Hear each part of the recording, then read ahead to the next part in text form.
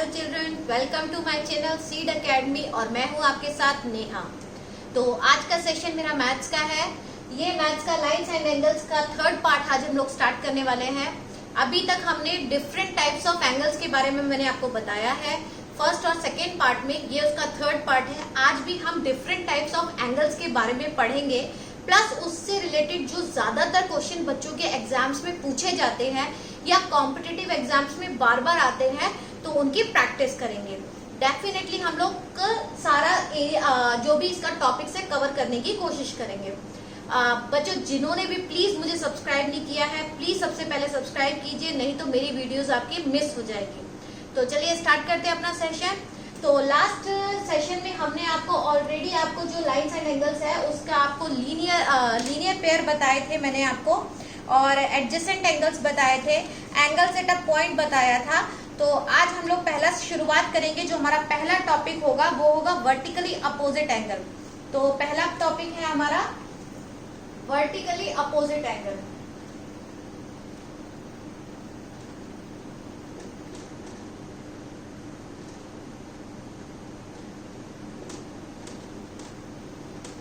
बहुत important topic है। I think 6th 7th में 8th में 9th में बार बार ज्योमेट्री में ये क्वेश्चन पूछा जाता है।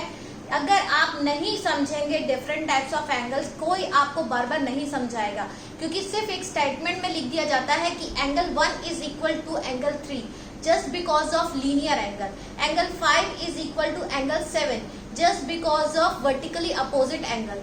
तो आपको पता होना चाहिए कि किस रीजन से वो वर्टिकल अपोजिट है, या आपका एडजेसेंट एंगल है, या लीनियर एंगल है। तो इसके लिए आपको ध्यान देना होगा कि हर छोटी छोटी बातों पर, और अच्छे से फिगर को देखना होगा कि वो एंगल क्यों बराबर है और कौन सी कंडीशन से बराबर है। तो यहाँ पर पहले बात करते हैं वर्टिकली अपोजिट एंगल की। यहाँ पर मैं आपके लिए एक फिगर ड्रॉ करती हूँ जिससे लेके हम लोग आगे क्लियर करेंगे अपने डाउट्स। तो यहाँ पर मैंने क्या किया है, सबसे पहले ध्यान देंगे कि यहाँ पर मैंने दो रे बनाई हैं बेटा, और दोनों रे क्या है, स्ट्रेट है। ये बात का ध्यान रखेंगे, दोनों रे क्या है, स्ट्रेट है। स्ट्रेट मीन्स 180 डिग्री है। यहाँ पर एक इनका इंटरसेक्शन पॉइंट है। इंटरसेक्शन पॉइंट क्या होता है, जब एक रे दूसरे रे को एक पॉइंट पे कट करती है, तो वो जो पॉइंट होता है उस पॉइंट को उसका इंटरसेक्शन पॉइंट कहा जाता है, जो एक ही होता है। जब ये एक बार कट करिए तो एक ही इंटरसेक्शन पॉइंट होगा, लेकिन अगर एक लाइन को एक से ज्यादा लाइनें कट करती हैं तो उतने ही इंटरसेक्शन पॉइंट होंगे। लेकिन जब दो लाइनें आपस में कट करती है तो उसका एक ही इंटरसेक्शन पॉइंट होगा। क्लियर है? तो यहाँ पर जो आपका इंटरसेक्शन पॉइंट है वो आपका O है। तो यहाँ पर हम ऑलरेडी देख रहे हैं कि अगर मैं मानू ये रे A है, ये B है, ये C है और ये D है। यहाँ पर अगर बात करते हैं तो यहाँ पर अगर मैं लेती हूँ कि ये एंगल 1 है, ये एंगल 2 है, ये एंगल 3 है और ये एंगल 4 है।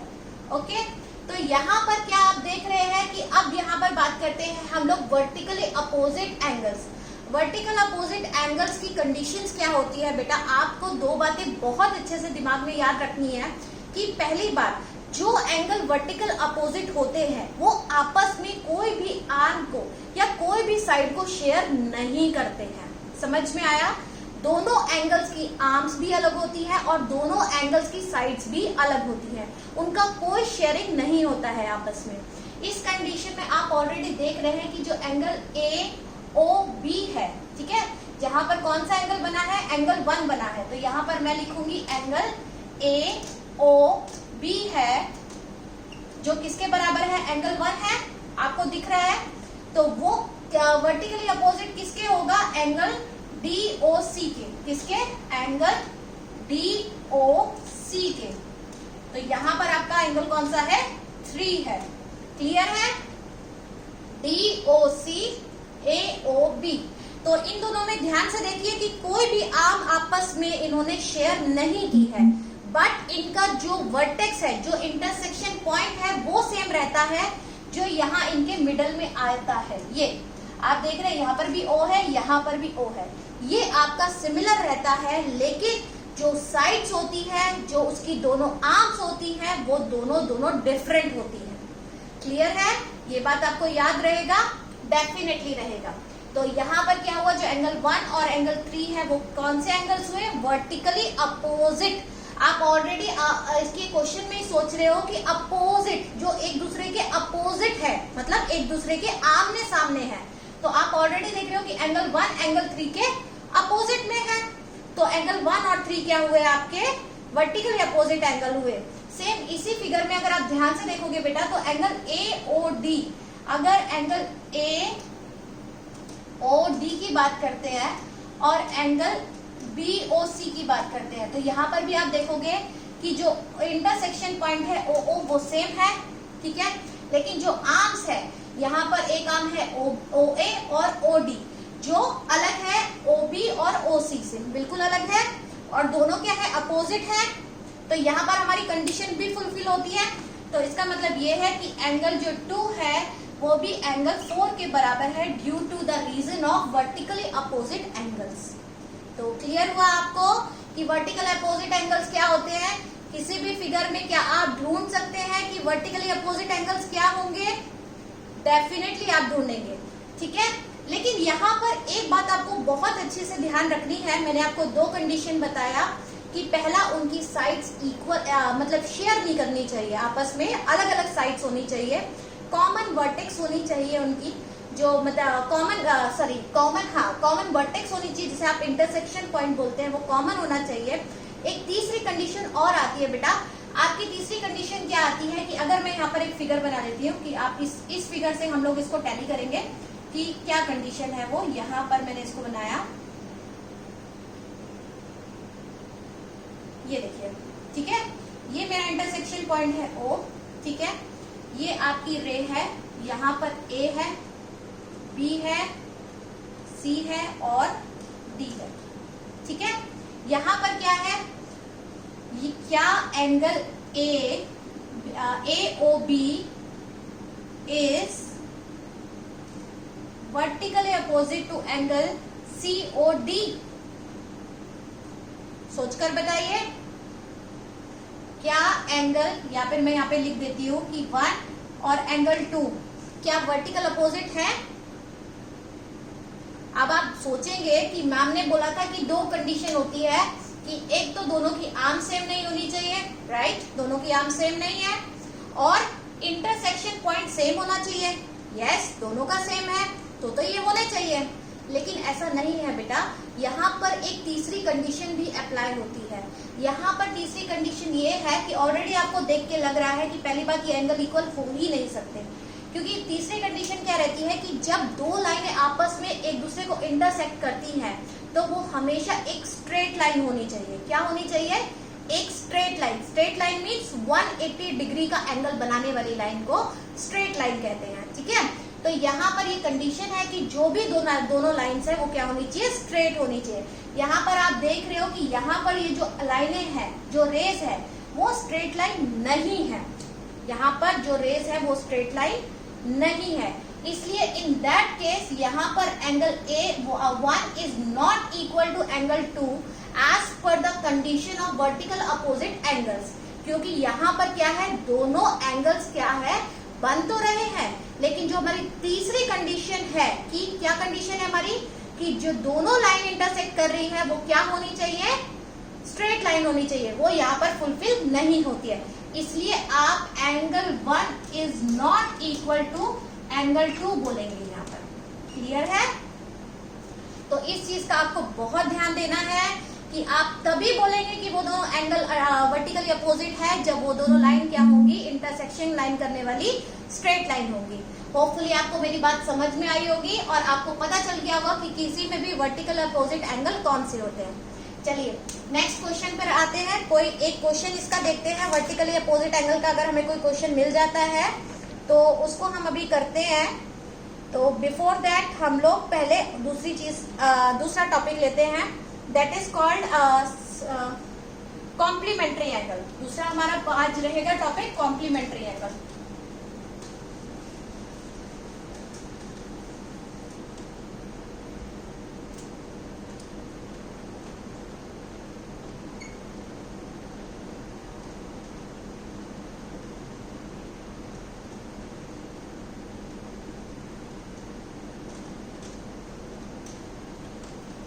हमारी बात हम लोग क्या बात कर रहे हैं, कॉम्प्लीमेंट्री एंगल की बात कर रहे हैं कि कॉम्प्लीमेंट्री एंगल्स कौन से होते हैं। तो यहाँ पर आप ध्यान देंगे कॉम्प्लीमेंट्री एंगल्स कौन से होंगे। बेटा कॉम्प्लीमेंट्री एंगल्स का मतलब होता है 90 डिग्री। आप दिमाग में बैठा लीजिए कि कॉम्प्लीमेंट्री एंगल का मतलब होता है 90 डिग्री। जब कोई भी दो एंगल्स जिनका सम 90 डिग्री होता है तो वो आपस में कॉम्प्लीमेंट्री एंगल कहलाते हैं। ठीक है, ये आपको याद रखना है कि कॉम्प्लीमेंट्री रिलेट करेगा 90 डिग्री से। 90 डिग्री मीन्स राइट एंगल से। ठीक है, तो यहाँ पर अगर मैं बोलती हूँ कि यहाँ पर एंगल जो आपका ए है प्लस एंगल बी है वो कॉम्प्लीमेंट्री है, तो इसका मतलब है कि एंगल ए की जो वैल्यू है और एंगल बी की जो वैल्यू होगी वो क्या होगी, दोनों को मिला के 90 डिग्री होनी चाहिए, तो ही वो आपस में कॉम्प्लीमेंट्री एंगल कहलाते हैं। फॉर एग्जाम्पल ले लेते हैं कि अगर आपके पास क्वेश्चन आता है कि angle A is 63 degree and it's a complementary angle of B, so what is the value of B. ठीक है, समझ में आया कि वो ये बोलता है कि एंगल ए और बी जो है आपका एक कॉम्प्लीमेंट्री एंगल है और एंगल ए की वैल्यू 63 है, तो आप निकाल सकते हैं एंगल बी की वैल्यू। यस, क्योंकि angle A plus angle B की वैल्यू क्या होती है, 90 डिग्री होती है, तो हम क्या करेंगे, ए के बदले क्या रखेंगे, 63 डिग्री रखा, प्लस एंगल बी हो गया इज इक्वल टू 90 डिग्री, तो angle B is equal to 90, यहां जाएगा तो क्या करेगा, माइनस करेगा, तो यहां पर कितना आ गया, 23 आ गया आपका, तो एंगल बी आपका क्या आया, 23 डिग्री आया। क्लियर है आपको बेटा कि एंगल 23 और 63 मिला के 90 डिग्री होता है, इसलिए इसको कॉम्प्लीमेंट्री एंगल कहा जाता है। तो यहाँ पर आप निकाल सकते हैं कि कई बार क्या होता है वो आपको निकालने के लिए बोल देता है, कई बार क्या होता है आपसे पूछ लेता है कि क्या ये कॉम्प्लीमेंट्री है या नहीं है। तो एक क्वेश्चन और इसमें हम लोग ले लेते हैं कि अगर ये बोला जाता है कि एंगल मैं कोई भी क्वेश्चन ले लेती हूँ कि अगर ये बोला जाता है कि एंगल 2x और एंगल x क्या है, कॉम्प्लीमेंट्री एंगल है, क्या है, कॉम्प्लीमेंट्री एंगल है, तो फाइंड करिए वैल्यू इसकी क्या होगी। तो आपको पता है कि एंगल 2x और एंगल x जो है कॉम्प्लीमेंट्री है, तो angle 2x plus angle x is equal to 90 degree होगा, तो यहाँ पर 2x प्लस x हो गया, तो यहाँ पर हम 3x लिखेंगे इज इक्वल टू 90, तो x की वैल्यू क्या आ गई, 30 आ गई। तो पहला एंगल कितना होगा हमारा, एंगल 2x लिख रहे हैं, तो 2 इंटू क्या हुआ 30, दैट इज कॉल्ड 60, और एंगल x क्या हुआ आपका 30, तो यहाँ पर आप देख रहे हैं कि 60 प्लस 30 90 डिग्री। तो ये आपका क्लियर है, आपको समझ में आया कॉम्प्लीमेंट्री एंगल्स कौन से कहलाते हैं।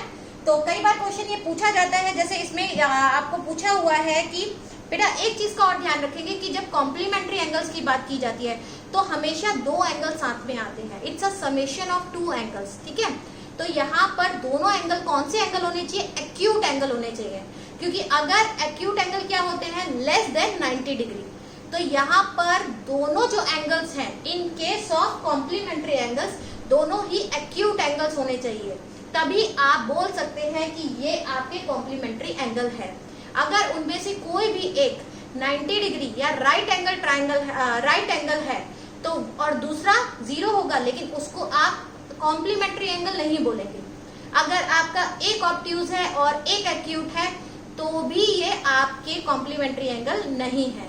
अगर एक ऑब्ट्यूज है और दूसरा भी ऑब्ट्यूज है तो भी ये आपके कॉम्प्लीमेंट्री एंगल नहीं है।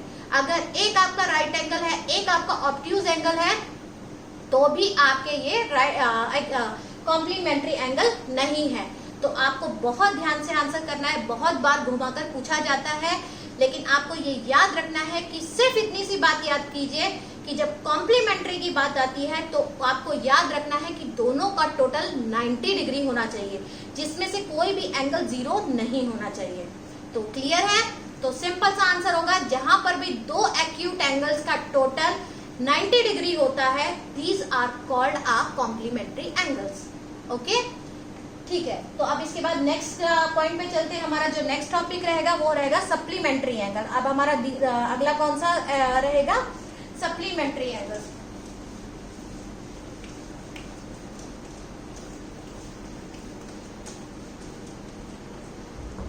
थैंक यू सो मच बेटा, आप लोग मुझे बहुत सपोर्ट कर रहे हैं and I am trying my level best कि मैं आपके लिए अच्छी से अच्छी वीडियो बनाऊं।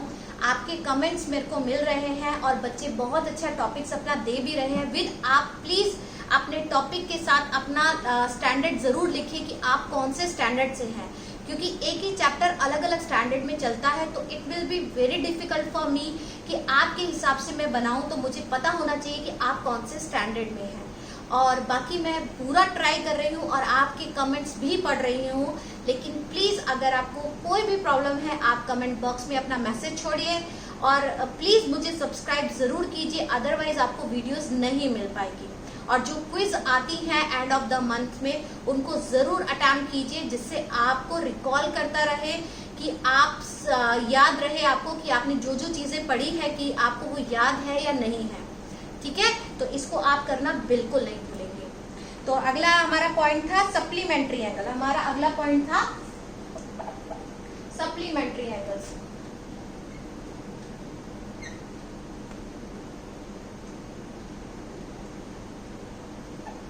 ओके, तो ये सप्लीमेंट्री एंगल्स की बात करते हैं। सप्लीमेंट्री एंगल्स बेटा कॉम्प्लीमेंट्री बोलो सप्लीमेंट्री बोलो। कॉम्प्लीमेंट्री आपने देखा कि 90 डिग्री से रिलेट करता है, सप्लीमेंट्री आपका 180 से डील करता है। कि मतलब जब भी दो एंगल्स, याद रखिए हम लोग सिर्फ दो एंगल की बात कर रहे हैं, जब भी दो एंगल का टोटल 180 डिग्री होता है तो उसे सप्लीमेंट्री एंगल कहा जाता है। तो इसमें आप ध्यान से देखेंगे कि सप्लीमेंट्री एंगल क्या हुआ कि अगर मैं मान लेती हूँ कि यहाँ पर मैं बोलती हूँ कि ये एक लाइन है,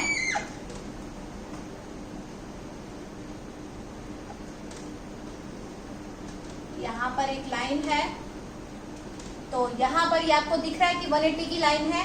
ठीक है, तो यहाँ पर अगर मैं यहाँ पर लिख देती हूँ कि यहाँ पर ये 60 डिग्री है और तो find out this one.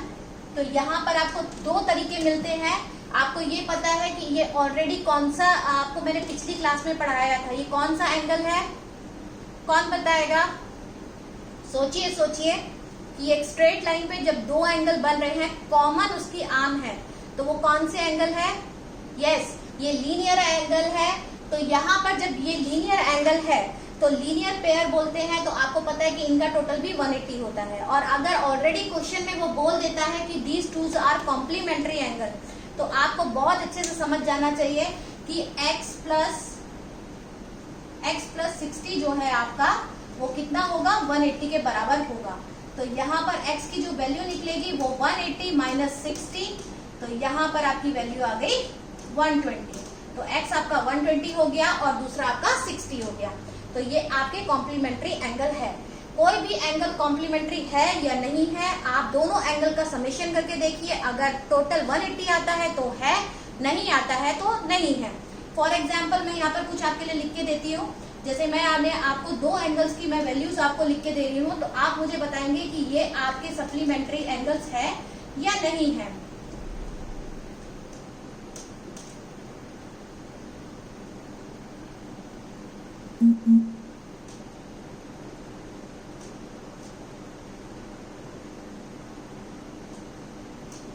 Okay, यहाँ पर चार के मैंने एग्जाम्पल्स दिए हैं। पहला एग्जाम्पल आता है 75 प्लस 125। एक एंगल 75 का है, एक आपका 125 का है। तो क्या ये आपका सप्लीमेंट्री एंगल्स है या नहीं है? तो इन दैट केस हम लोग क्या करेंगे, दोनों एंगल्स का क्या करेंगे, टोटल करेंगे।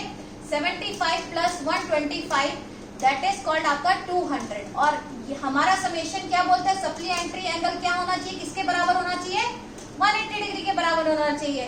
तो ये तो ज्यादा हो गया, तो ये आपका क्या नहीं है, सप्लीमेंट्री एंगल नहीं है। दूसरा आपको बोलता है 50 प्लस 150। तो 50 प्लस 150 ये भी आपका 200 हो गया। तो ये भी आपका क्या है, सप्लीमेंट्री एंगल्स नहीं है। तो अगला आपका आता है 110 प्लस 70 है, दैट इज कॉल्ड 180, जो हमारा समेशन आ रहा है। और हमारा सप्लीमेंट्री एंगल कितना होना चाहिए, 180 होना चाहिए। तो this is right, both the angles are supplementary. Next देखते हैं, उसके बाद हमारे पास आता है 160 प्लस 60 आता है। तो टोटल आपका कितना आया, 180 हो गया। ये भी आपका करेक्ट है। तो होपफुली आपको समझ में आया होगा कि दो एंगल्स आपके कब सप्लीमेंट्री एंगल्स कहलाते हैं, आप फाइंड आउट कर सकते हैं। और अगर आपको एक एंगल दिया है और बोला जाता है कि ये सप्लीमेंट्री एंगल है, तो आप 180 में से उस एंगल को अगर माइनस कर देते हैं तो आपको आपका दूसरा एंगल मिल जाता है। अब इसमें मैंने ऑलरेडी आपको बताया था कि बेटा कभी भी जब सप्लीमेंट्री एंगल की बात की जाती है तो कभी भी दो एक्यूट एंगल सप्लीमेंट्री नहीं हो सकते, क्योंकि दोनों एक्यूट एंगल का जो वैल्यूज होती है वो 90 से कम होती है। इसलिए कभी भी दो आप ट्राई कीजिए कि कोई भी वैल्यू लीजिए जिसकी वैल्यू 90 से कम हो, तो एट दैट केस आप क्या करेंगे, जब उनको प्लस करेंगे तो वो कभी भी इक्वल टू 180 नहीं आएगा। इसलिए कभी भी दो angles acute angles supplementary angles नहीं हो सकते। अब यहाँ पर बात करते हैं दो ऑब्ट्यूज एंगल की। ऑब्ट्यूज एंगल भी क्या है, कभी भी आपके दो सप्लीमेंट्री एंगल नहीं हो सकते, क्योंकि वो 90 से ज्यादा होते हैं।